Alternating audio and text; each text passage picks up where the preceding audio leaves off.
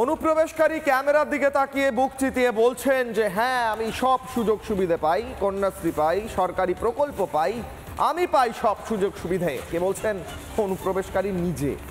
এরকম হাস্যকর ঘটনা কিন্তু অদ্ভুত ঘটনা দেখেছেন কোথাও? এ রাজ্যে হয়। দেখুন মর্জিনা বিবি কি বলছেন। তার মর্জি মতো তিনি সবকিছুই পান, আপনি হয়তো পান না। আপনি এদেশের বাসিন্দা, কিন্তু অনুপ্রবেশকারীরা পায়, তাদের দেওয়া হয়। দেখুন। আপনার বাবার নাম? নূর আলী গাজী।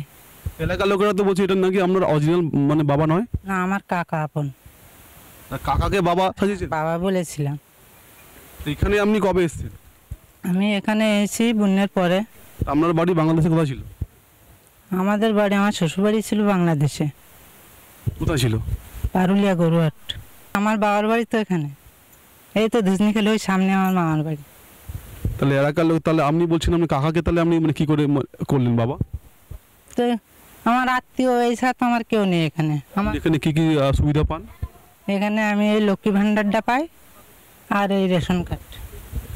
কবার ভোট দিয়েছেন? আমি একবারই ভোট দিয়েছিলাম, হ্যাঁ, তৃণমূলী ভোট দিলাম। মর্জিনা বিবিকে দেখাচ্ছিলাম সন্দেশখালীতে নিজের বাড়িতে, নিজের বাড়ির দাওয়ায় দাঁড়িয়ে রীতিমতো হাসি মুখে বলছেন হ্যাঁ, আমি লক্ষ্মীর ভাণ্ডারটা পাই, সঙ্গে আমি একটু রেশনটাও পেয়ে থাকি। তো এই কথাটা যখন বলছিলেন তখন বোধহয় তিনি বোঝেননি যে তাকেও পগার পার হতে হবে। এবং আমাদের প্রতিনিধি মেঘা যখন আজকে সেই দাওয়া, সেই বাড়ি, মর্জিনা বিবির সেই বাড়িতে যখন পৌঁছে গেলেন, তখন গিয়ে দেখলেন মস্ত বড় একটা তালা লাগানো রয়েছে মর্জিনা বিবির বাড়িতে। মর্জিনা বিবি নেই, তার স্বামী নেই, কেউ কোথাও নেই, তালা পড়ে রয়েছে এবং বাড়ির আশপাশ জুড়ে শুধুই জাল দিয়ে দেওয়া রয়েছে। কোথায় গেল মর্জিনা বিবি কেউ জানে না। মনে রাখতে হবে এসআইআর চলছে। এই হচ্ছে মার্জিনা বিবির বাড়ি এবং রিপাবলিক বাংলা খবর করার পর মার্জিনা বিবি তিনি এই মুহূর্তে বাড়িতে নেই।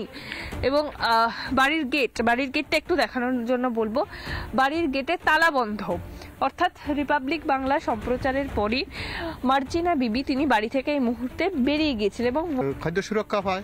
খাদ্য সুরক্ষা পায়? হ্যাঁ, খাদ্য সুরক্ষা, স্বাস্থ্যসাথীকে পায়, আধার কার্ড হয়েছে, আধার কার্ডও হয়ে গেছে, লক্ষ্মীর ভান্ডারও হয়েছে। কম স্বাস্থ্যসাথী প্রকল্প থেকে শুরু করে খাদ্য সুরক্ষা, লক্ষ্মীর ভান্ডার সবকিছুই তিনি পেতেন। এবং আপনার বাড়ি থেকে কর্মস্থল পর্যন্ত পৌঁছতে কতটা সময় লাগে? ঘন্টা খানেক ইউজুয়ালি এতটা সময় লাগে বাড়ি থেকে কোথাও কাজের জায়গায় পৌঁছতে। আমি দক্ষিণ কলকাতা থেকে নিউ টাউনে আসি, অতটাই সময় লাগে। নিজের গাড়িতে যদি যান কোথাও, এখন ট্রাফিকে তো আর একটু বেশিও সময় লাগতে পারে, কিন্তু সন্দেশখালী থেকে স্থলপথে বাংলাদেশে যেতে ওরকম ঘন্টা খানেক লাগে। অনুপ্রবেশকারীদের এই খুল্লা পথ মমতা বন্দ্যোপাধ্যায়ের প্রশাসন দেখতে পাচ্ছে। দেখুন বিশেষ প্রতিবেদন। ঘাটে এই মুহূর্তে রয়েছে এবং যদি ফেরিঘাট থেকে সরাসরি সেই ছবিটা দেখাবো, সামনেই নৌকো রয়েছে, যে কোনো নৌকোতে আপনি উঠতে পারেন এবং সেখান থেকে সন্দেশখালী আপনাকে যেতে হবে।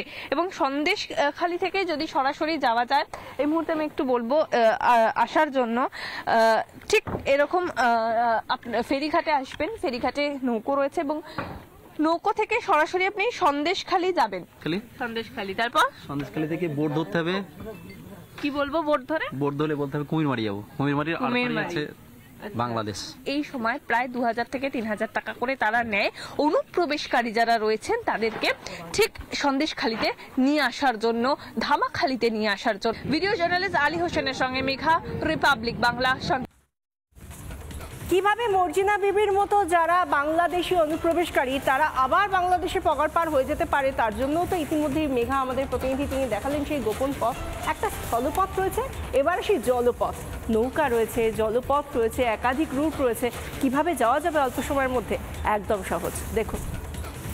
ধামাখালী থেকে একেবারে ফেরি বা নৌকোর মাধ্যম দিয়ে আপনারা সরাসরি চলে যাবেন সন্দেশখালীতে। সন্দেশখালী, সেখান থেকে ফেরি ধরবেন, নৌকো ধরবেন, সেখান থেকে কুমিরমারি যেতে হবে। কুমিরমারি গেলে খুব সহজে বাংলাদেশ পৌঁছে যাওয়া যাবে, কিন্তু সময় লাগবে, জলপথে সময় লাগবে 3 ঘন্টা। এখানকার বাসিন্দারা তেমনই বলছেন। অনুপ্রবেশকারীদের জ্বালায় অনেকেই বলছেন তারা এই রাজ্যে থাকতে পারছেন না, অন্য রাজ্যে তাদেরকে চলে যেতে হচ্ছে। এই সেই ধামাখালী ঘাট, ধামাখালী ফেরিঘাট। ধামাখালী ফেরিঘাটের ছবিটা আমি এই মুহূর্তে দেখাচ্ছি।